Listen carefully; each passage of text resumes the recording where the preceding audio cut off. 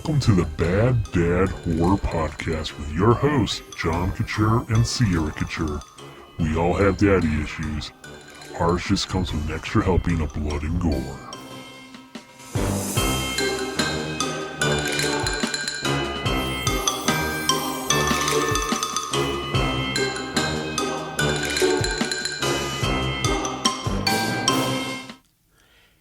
And welcome back to the Bad Dad Horror Podcast. I'm your host and original Bad Dad, John Couture. And I'm Sierra Couture. And right off the bat, we have to start out with a correction, Sierra. We record this podcast live. We don't do any editing. We want to make it as natural and feel as free and going as we can, right? We don't want to go back and do a whole bunch of polishing in post, right? Well, on our last podcast, you may have noticed that I said that there were currently 6 Scream films, and they're filming the 7th Scream film, and that is inaccurate. I was wrong. I admit that I was in the wrong there. There are actually 5 Scream films that have been released, and they are currently filming the 6th Scream film. Whew, okay, got that off our chest. Fair enough. So, Sierra, this week, how you feeling? Feeling good? Good, yeah. You ready to get into these films? Yeah.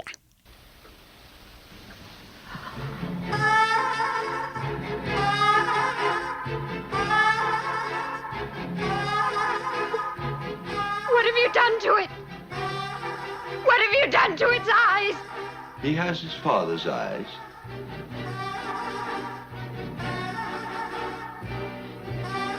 What are you talking about? Guy's eyes are normal. What have you done to him, you maniac? Satan is his father, not Guy. He came up from hell and begat a son of mortal woman. Hail, Satan! Hail, Satan! Satan is his father, and his name is Adrian. He shall overthrow the mighty and lay waste their temples. He shall redeem the despised and wreak vengeance in the name of the burned and the tortured. Hail, Adrian! Hail, Adrian! Hail, Satan! Hail, Satan! He chose you out of all the world, out of all the women in the whole world. He chose you. He arranged things because he wanted you to be the mother of his only living son. His power is stronger than stronger. Hail, Satan! His might shall last longer than longer. Yes, Satan! No! It can't be! No! Look at his hands. And his feet! Oh, God!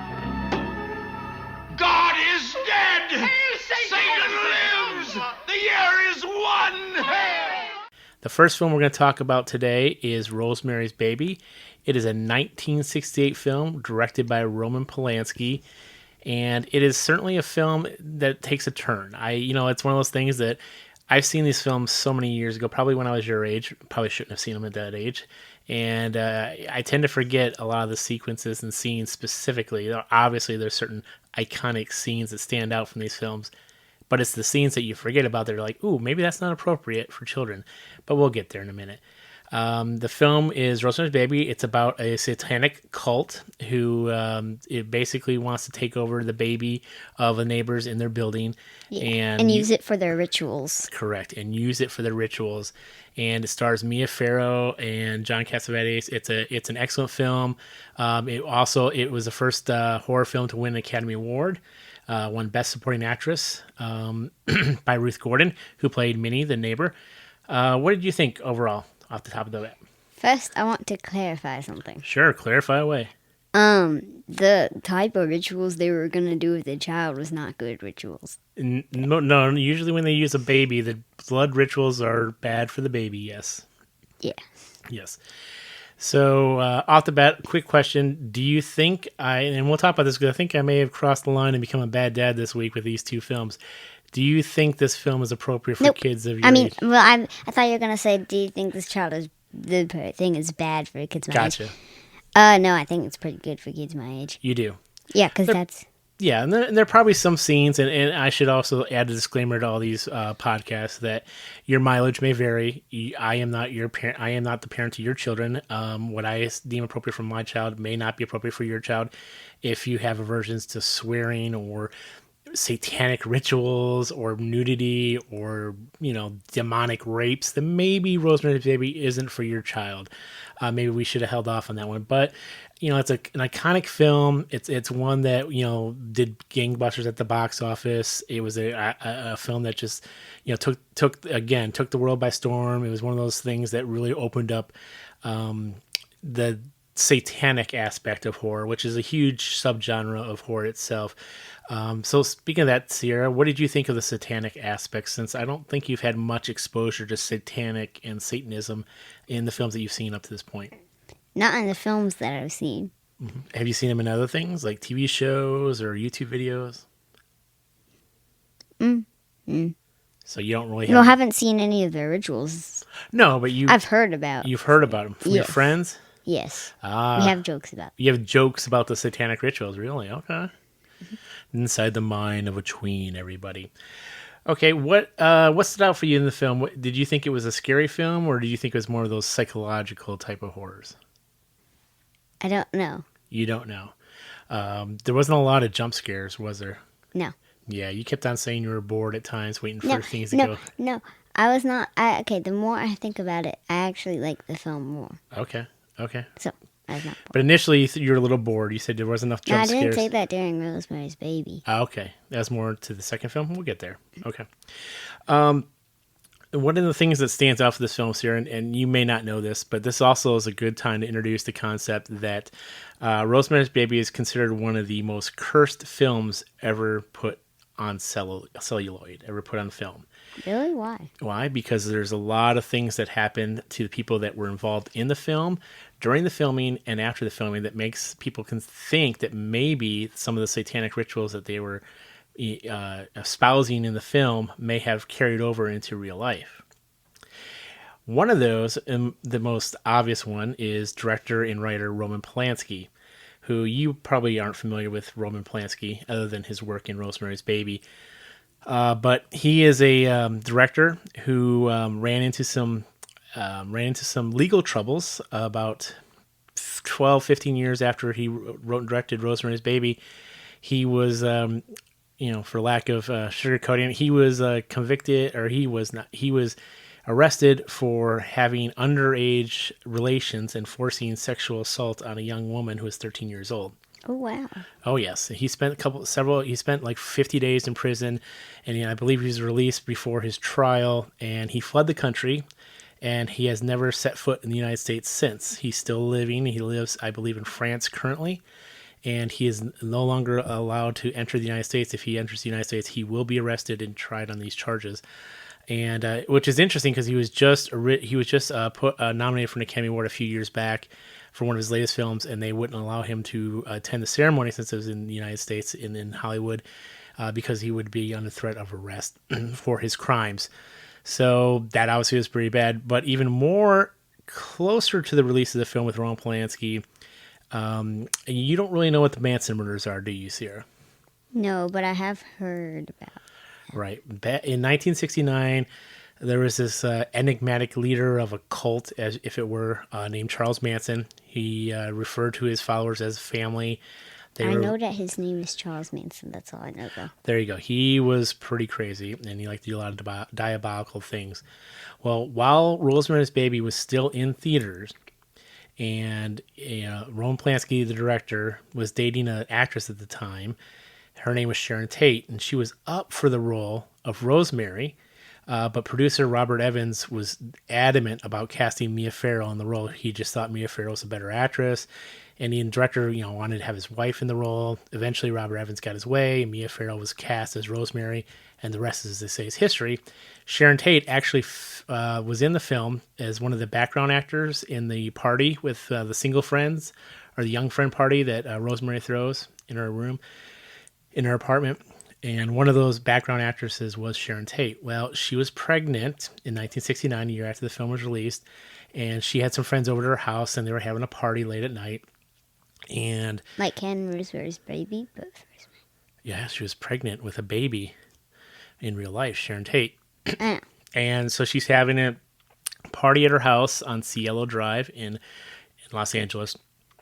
And members of the cult, the Manson family cult, came to the house and brutally murdered everyone who was in the house, including about five, I think it was 4 or 5 people, including the Vidal Sassoon heir and Sharon Tate, who was pregnant, and their unborn male child, who was Roman Polanski's child.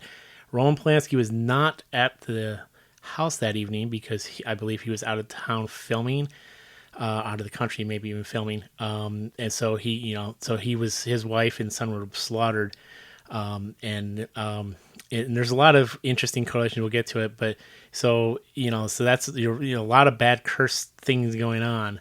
Isn't that interesting? How do you feel about that, Sierra? I think it is very interesting because it's the exact same thing that Rosemary was doing. At least when the wife and the other people at the party got murdered. Yeah. Rosemary threw a party at the baby. And late at night with, but the only difference is that she and the baby survived. Correct. Well, the baby. The baby did survive. Yes. Well, another interesting thing about the Manson murder and the Tate Bianca murders is that the killers wrote the words "Helter Skelter" upon the wall in the blood of the victims. And "Helter Skelter" was a popular song from the Beatles, from the White Album. You know the Beatles, right? Well, interestingly enough, and this is again why people consider Rosemary's Baby to be one of the most cursed films of all time, is that if you know that John Lennon was assassinated in the 1980s, right? Yeah. He was assassinated outside his home, which was an apartment building called the Dakota, right? Yes. Yeah, you're like, I don't know that, but I'll agree. It happened, trust me. Do you know why that Dakota building is famous? And why we would be talking about it now in this podcast? Because that's where he...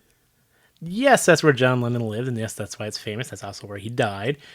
But it was also the exterior that they used to shoot for the building that would become that was featured in Rosemary's Baby. Which building? The building they lived in. Oh. With all the apartments. The cursed Bramford building, I think that's what it was referred to as. So the Dakota was basically a stand-in for that building when they filmed it. So, in essence, John Lennon, who was connected to the Manson family murders that killed the director of the film's wife and unborn child, was killed outside the building where they filmed Rosemary's Baby. And there's a lot of other stories How is he connected to it? How's he connected to what? The Manson killings. The Manson, well, there's, I mean, we could spend a whole podcast talking about the Manson family, but long story short, Charles Manson fancied himself a musician, was obsessed with the Beatles and the White Album, and basically said that the Beatles were passing him messages in their songs for him to go out and kill people and start a race war. Now, obviously, the Beatles didn't do that; they aren't connected, but they went so far as to use their victims' blood and type and write "Helter Skelter" on the wall, which is one of the Beatles songs. So that's a heck of a coincidence that. Was Charles Manson trying to say that Helter Skelter told him to go kill some people? Basically, he said the songs that were the Beatles songs were giving him messages that were being delivered through the song to tell him to go kill people and start a race war. Yes, that's what he believed. That's what he believed? Yeah, that's what he believed, yes. So you can see that the Rosemary's Baby is a film that was very cursed. A lot of people that were related. I mean, there's a lot of other things that went on as well, including Mia Farrow was married to Frank Sinatra at the time. And he actually served her divorce papers on the set while they were filming. So there's a lot of things that happened that made people really look back and say, wow, this film was really cursed. And it was certainly a film that was stood out at the time as one of a pivotal moment in horror. And like I said, it was a film that really brought up the satanic side of horror and that aspect. So any last thoughts do you had, Sierra, on Rosemary's Baby? Nope. Excellent. Now, and what do you think in terms of, do you think this film is appropriate for people of your age, or do you think... Yes. Yes, okay. I think it is appropriate for ages 8 and up, as long as they know what satanic rituals are. And what would you rate the film on a scale of 1 to 10? 8. 8. A little boring, but you still give it an 8. Excellent. I don't think it's that boring. I mean, it is kind of in the very beginning. It started out kind of slow, but then Sure. it got. What was your favorite scene, or what was your favorite part of the film? When she looked in the like carriage, and then all the people just randomly started screaming, and they were like, "Hail Satan!" Hail Satan! Hail Satan! Yeah, it was a very memorable scene for sure. Hello, Reagan. I'm a friend of your mother's. I'd like to help you. You might loosen the straps, son. I'm afraid you might hurt yourself, Reagan. I'm not Reagan. I see.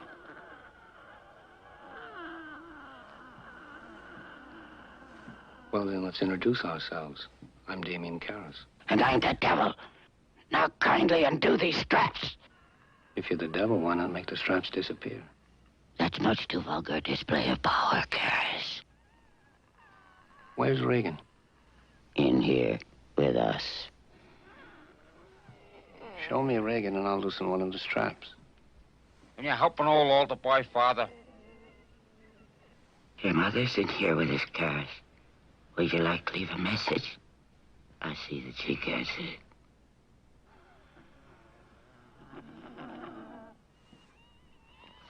If that's true, then you must know my mother's maiden name. What is it?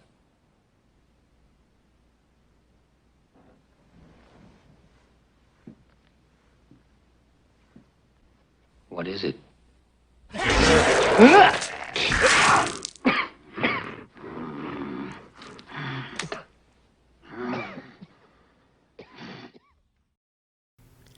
Okay, moving right along, the second film we watched this week is The Exorcist, a 1973 film directed by William Friedkin. And in keeping with our theme, if you will, this week, we went to hell with the Satanists, and now we're going to heaven, so to speak, with The Exorcist. And its depiction of Catholicism and the little dirty secret that Catholicism has had in their closet for many years, and that is the ritual of exorcism, or the dispelling of demons from a human host. So right at the bat, here, let me get your thoughts. What did you think of the film The Exorcist? I know you're hoping for a more straight-ahead horror film. Did this one fit the bill? Pretty well. There are a lot of talk scenes, but yeah, it was pretty nice. I like action scenes. Are really good. Yeah, we noticed while you were watching, you didn't seem to care for the exposition scenes, the scenes that got a lot of talk, and that's a fair criticism of films that were released in this time period before 1980 for sure. Is that directors were used to having films where they couldn't film a lot of things that they wanted to film, so they in order to convey a lot of exposition or coverage or what's going on in the scene, they had to do a lot of talking between the characters. And granted, it's for sure it's a little distracting, a little taken away, but I think Exorcist, is a film that does a good balance between the horror scenes and the I really exposition. liked it. Now I saw something. Okay. I don't know if it's true or not, Sure. but I know it's not the exact same thing, but I read that The Exorcist is kind of based off of some other guy's exorcism, but I don't know if that's true or not. Yeah, I mean it's based on a book by, I believe, William Blatty, or maybe Peter Blatty. Peter, I think is William Blatty. It was a fiction book, but there has been exorcisms that have been carried out by the Roman Catholic Church. They don't talk about it. It's not really publicized quite a bit. As somebody myself, as somebody who was born and raised Catholic, this certainly was not something they taught in school. It's not like the nuns would say, "Hey, let's go talk about exorcism right now." But it was certainly part of the zeitgeist, part of the popular culture when I grew up. This movie, and it certainly was a divisive movie because there was a lot of Catholicism and Catholic imagery that was utilized in the film that had a pretty big, substantial impact upon the culture as a whole. So, what are some scenes that stood out for you, Sierra? There are iconic scenes galore in The Exorcist, but for you, if someone coming in fresh who probably hasn't seen all these scenes, what were some of the scenes that stood out for you? When the guy was talking to the girl, I mean, not it wasn't really a girl anymore, but it was well, she had the While Reagan was possessed. yeah, well, Reagan was possessed. And she was just randomly talking to him, and then they just threw up on his face. Oh, yes, the green slime throw up on the face, the pea green soup that gets thrown up. Yeah, it's a classic scene for sure. Another one is naturally when Reagan's head turns around completely. That was pretty scary. And there are some sequences that, again, I forgot, didn't think about, and again, may not be exactly appropriate for kids of your age, including one specific scene of Reagan doing some pretty violent things with a crucifix. Yeah, that scene is probably not appropriate for kids. And then she does some other things. And there's a lot of questionable vulgarity in the film, both with language, a lot of bad words, as well as some sequences. But again, the young girl was possessed, supposedly possessed by the devil himself. So obviously. Now, I think if I had to say what age group would be interested in it, I rate this one a little higher than the Rosemary's Baby. For sure. 9 to 10. 9 to 10. Or older. 9 to 10 or older. Conveniently, you put yourself in that age range. I like how you did that. Honestly, if I look back at it, if I had seen the film a little closer, I probably would have waited to show you it. But again, it's I'm a different person. I keep putting myself in the ranges because I didn't. You didn't think it was too bad for you. Yeah. So okay, that's why I understand. Although I think looking back, I think it's more appropriate probably for 12, 13 above. But I'm glad you watched it. I'm glad you enjoyed it. I'm glad you didn't have any nightmares. Did you get any nightmares? Nope. Excellent. Okay, so there's an interesting. The Exorcist is an interesting film because it's we talked about last week about how the Motion Picture Association didn't have an R rating, and some of the films we talked about last week were rated PG, and kids are going to watch the films, like Night of the Living Dead, and so they were, in much the same way with this film, Warner Brothers really petitioned the Motion Picture Arts Association of America, MPAA, to get the film rated R. Initially, the MPAA was going to rate the film X, which at the time, a rated X film was basically like a death knell for a film. You couldn't release it because you couldn't take anyone under the age of 18 to see the film, and it has the stigma that rated X films are not appropriate for general audiences. Now, on R, I think if you go to see an R movie in theaters, I think as long as you go with someone who's over 18. If you go with a parent or guardian, yes, you can go see an R-rated film if you have a parent or guardian with you, correct. Mm-hmm. Rated X films, you could not. No people under the age of 18 are allowed to be admitted, regardless if they're with their parents or not. So the controversy was surrounded because Warner Brothers petitioned the Motion Picture Association of America to get the film rated R, and they basically said, okay, we'll give it to you, the rated R. And it caused a lot of uproar because apparently, again, I'm not the only bad dad out there. There were parents that were taking their children to see this film in theaters back in 1973. Can you believe that, Sarah?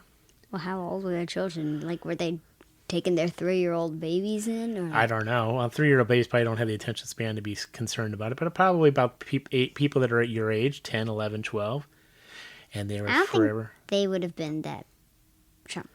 Well, maybe they wouldn't have been that much traumatized because you have had a lot more exposure to things now. But back in those days, they didn't have cable TV. They didn't have on-demand movies. They didn't have DVDs, Blu-rays. They didn't have any of that stuff. So, but what if it was like a normal thing on the basis that people were like doing that, were like getting possessed in their home on a normal day-to-day basis? Well, I don't know. Do you think people were getting possessed in their homes on a day-to-day basis? Maybe, possibly. So maybe they went and saw The Exorcist as kind of a how-to guide to figure out how to get rid of those demons that are possessing them. Yeah. Definitely. Well, let me tell you something. You can tell by looking at the movie, you certainly want to leave the exorcisms to the professional, don't you? Excellent. What are some thoughts do you have based on the use of religion in the film? Because that's one thing we talk about. And with the Rosemary's Baby, there's a lot of Satanism. This film, there's a lot of Catholicism, a lot of belief in God to expel the evil that resides within people. What do you think of the use of religion, and do you think it's a fair use in terms of horror in that ethos? I think it is really good. I think it was really good because it adds something to the Sure. film. Yeah. It's really yeah. Do you want to go out and become a Catholic? Do you want to go No. out and nope? Okay, fair enough. All right, yeah. And much like the film that we watched, Rosemary's Baby, The Exorcist also had its own set of being cursed.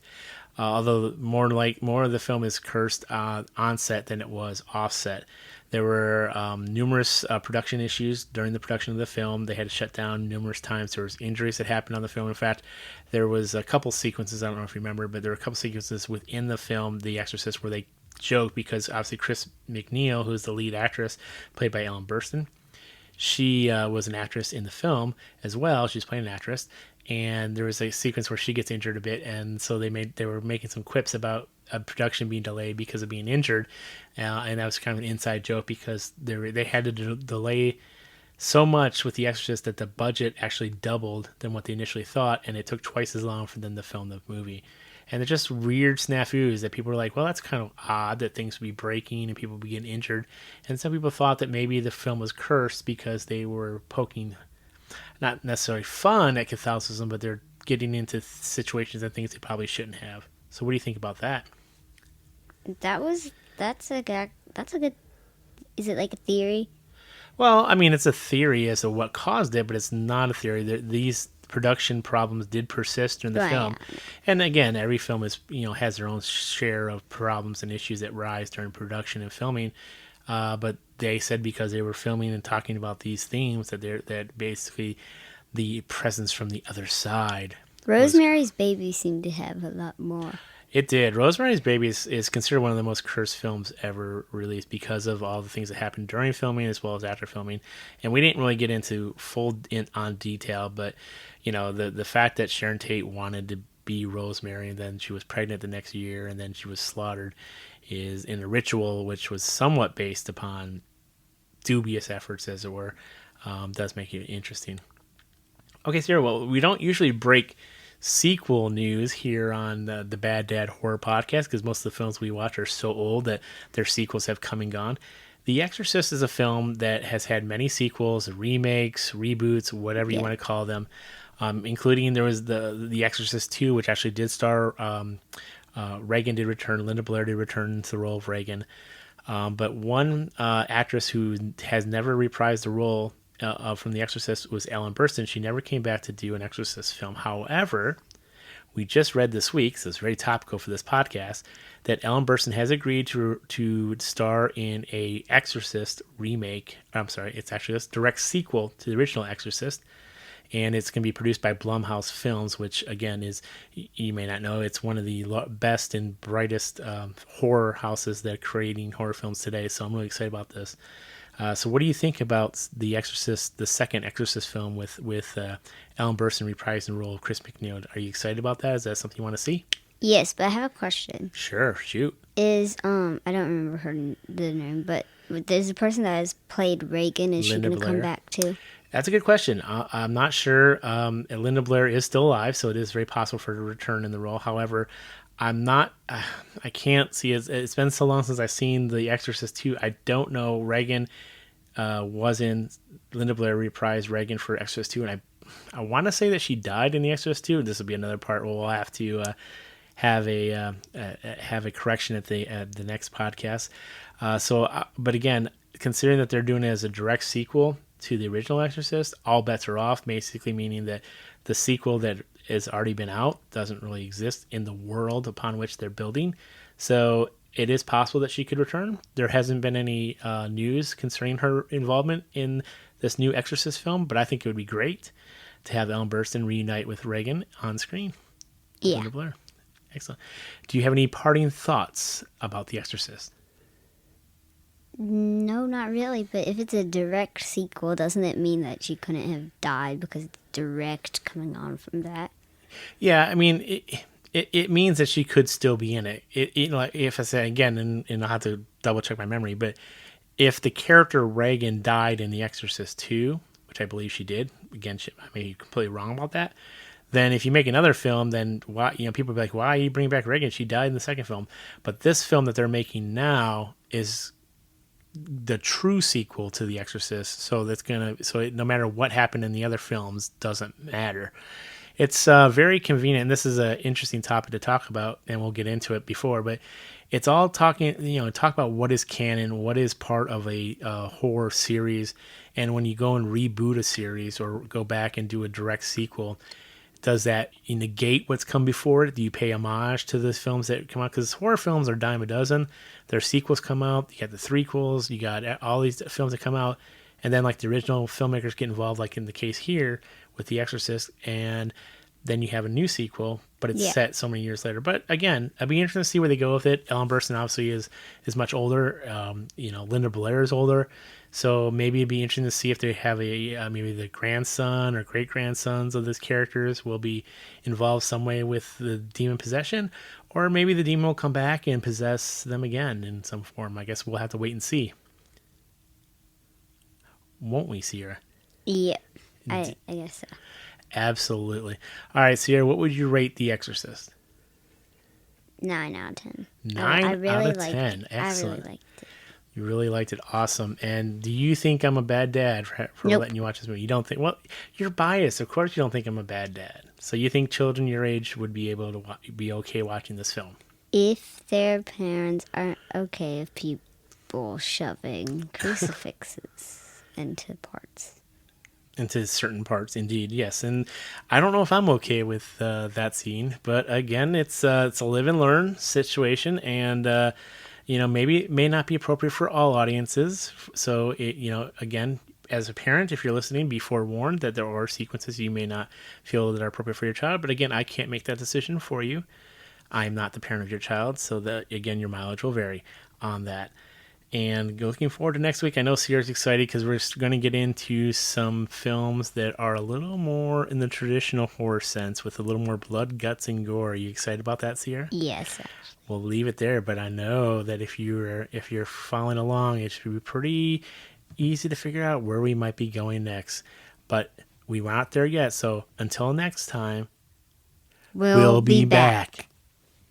There are certain rules that one must abide by in order to successfully survive a horror movie. Never, ever, ever, under any circumstances, say, I'll be right back. Because you won't be back. I'm getting another beer. You want one? Yeah, sure. I'll be right back.